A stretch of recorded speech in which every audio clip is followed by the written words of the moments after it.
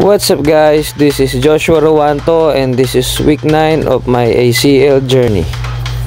So first exercise tayo, split squat, 3 sets, 10 reps, 5 seconds hold.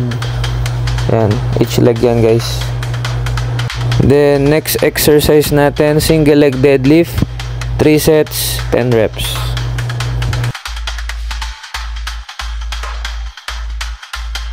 Then next natin, side lunges, 3 sets, 10 reps. Okay, next naman natin, Patrick step up pero naka-side, 3 sets, 10 reps din to guys. Then after nung mga exercises na yon, cool down tayo, 10 minutes na stationary bike. Next is calf stretch, 15 seconds hold each legs.